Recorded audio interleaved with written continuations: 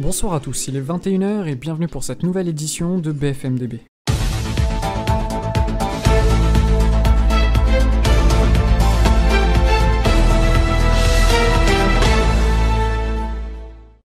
Aujourd'hui au programme, rubrique économique présentée par Mr. Quack, la date de sortie du tome 3 et 4 de Dragon Ball Super par Glénat en France, rubrique cinéma sur le moyen métrage Light of Hope, rubrique FDP présentée par Roberto, rubrique dépressif présentée par Francis le Dépressif, et tout de suite la review du chapitre 30 de Dragon Ball Super. C'est l'heure de la review.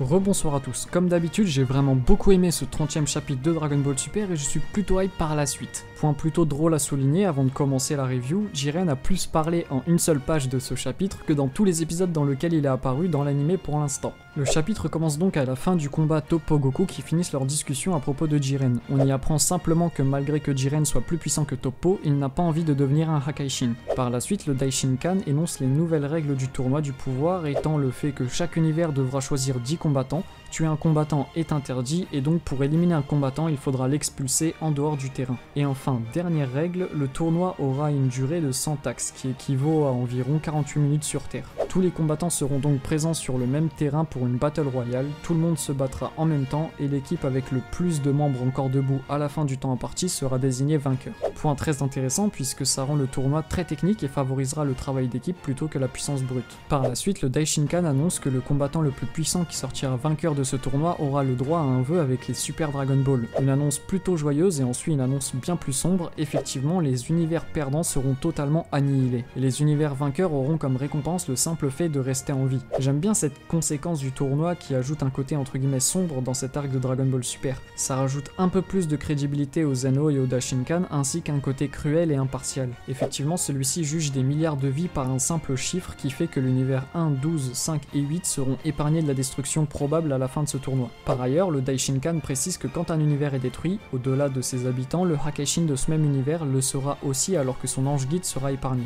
Whis nous apprend par la suite que le niveau de l'univers 7 est très faible, il est second en partant de la fin avec un score de 3,18 seulement. Le Daishinkan annonce ensuite une nouvelle règle en complément des précédentes étant l'interdiction d'utiliser des armes ou des médicaments auquel cas l'univers entier sera disqualifié pour la faute d'un participant. Whis dit également à Goku que chaque univers dispose de 39 heures pour se préparer, ce qui laisse un temps de préparation très court d'un peu plus d'une journée. Le Daishinkan renvoie tout le monde dans leurs univers respectifs et une discussion s'enchaîne avec Goku et Bilus. Shin nous apprend d'ailleurs que grâce à Goku l'univers 7 sera potentiellement sauvé grâce à ce tournoi puisque de base il était destiné à être supprimé. La vue passe ensuite sur une discussion de Vermoud et Toppo, celui-ci part immédiatement chercher ce fameux Jiren pour le convaincre de participer à ce tournoi. La vue passe à nouveau sur Goku et les autres actuellement à la Capsule Corp pour une scène plutôt drôle et un peu plus fun.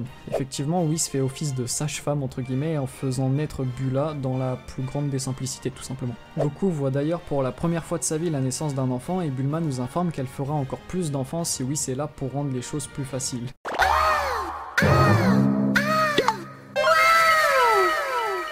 Whis propose par la suite Goku, Vegeta, Piccolo et Boo comme participants. Goku propose quant à lui Monaka, mais non, joli clin d'œil d'ailleurs, et par la suite Vegeta propose à son tour Gohan comme participant en interdisant Goku de mêler Goten et Trunks dans cette histoire. Goku propose alors Kame Sennin, Tenshinhan, Krillin et évidemment C18 avant que Vegeta propose lui C17, mais comme celui-ci ne possède pas de ki, Goku ne peut pas le retrouver. Goku s'en va et la vue passe à nouveau sur l'univers 2, où l'on voit les Pride Troopers en train de se battre et d'évacuer une ville en danger. Ceux-ci se retrouve dans une situation délicate mais heureusement Jiren arrive à temps. One-shot le monstre en question et l'enferme dans une petite capsule tel un Pokémon. Point intéressant à souligner, Jiren était sur une autre planète et a non seulement eu le temps de traverser l'espace en volant plutôt qu'avec un vaisseau spatial et a en plus eu le temps de régler le problème en question. Par la suite, Vermoud nous parle un peu plus de Jiren et de sa personnalité et compte utiliser les Super Dragon Ball comme appât afin de le faire participer car celui-ci a une sorte d'objectif, un vœu mystérieux qu'il souhaite réaliser. La discussion se poursuit entre Toppo et Jiren mais celui-ci refuse de participer au tournoi en disant que sa priorité est de protéger la paix de cet univers et qu'il ne souhaite pas être complice de protéger son univers au prix des autres. Heureusement, Vermoud arrive à ce moment-là et lui dit qu'il pourra exaucer son fameux vœu si l'univers 2 sort gagnant de ce tournoi. Jiren accepte mais pose une condition. Si l'univers 2 est en danger durant son absence, il quittera instantanément le tournoi et rentrera dans l'univers 2 pour régler ce problème en question.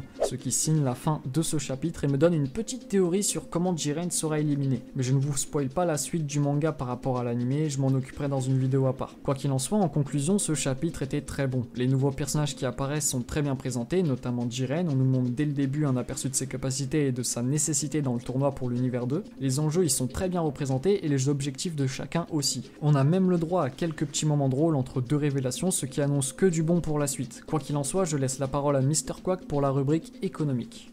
La rubrique économique. Bonsoir à tous, bande de fils de merde, c'est votre souverain Mr. Quack. L'économie part en couille, Akira Toriyama, le célèbre auteur de Dr. Slump et Dragon Ball, est cité dans les Paradise Papers. Pour mieux comprendre cette histoire, j'ai mené mon enquête accompagné de l'inspecteur Plouf et son assistant Splash dans Enquête exclusive.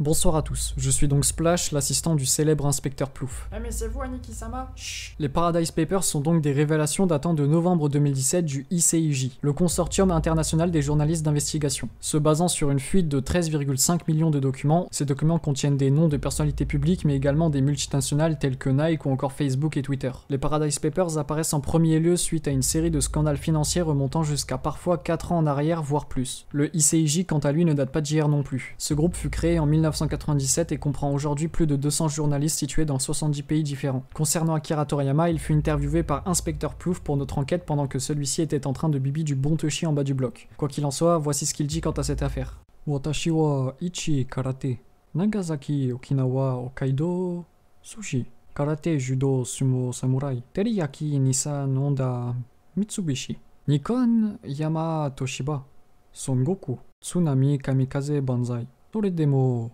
sashimi. Autrement dit, Akira Toriyama était bel et bien innocent dans cette affaire. Il ne gère pas lui-même sa fortune, effectivement des personnes la gèrent pour lui, notamment Bird Studio. Merci à vous Splash et Plouf pour cette enquête incroyable. Akira Toriyama était innocent, je vous laisse la parole à Aniki-sama. Merci Mr. Quack. Sans transition, Glénat a annoncé la date de sortie du tome 3 et 4 de Dragon Ball Super en France. Le troisième tome sortira le 24 janvier prochain et le tome 4 sortira quant à lui le 4 juillet de la même année. Seconde bonne nouvelle, et c'est le moment de l'entre guillemets rubrique cinéma présentée par moi-même, la chaîne Robot Underdog 2 nous a présenté un joli moyen métrage Dragon Ball live action sur l'histoire de Trunks. Ces personnes ont réussi l'exploit de réaliser une merveille avec peu de moyens. La communauté ne demande qu'une seule chose, qu'on leur donne plus de moyens pour voir naître quelque chose à une plus grande échelle. On se demande comment Dragon Ball Evolution a pu rater si Light of Hope a si bien réussi. Sans plus attendre, on passe à la rubrique dépressif présentée par Francis le Dépressif. J'ai envie de mourir.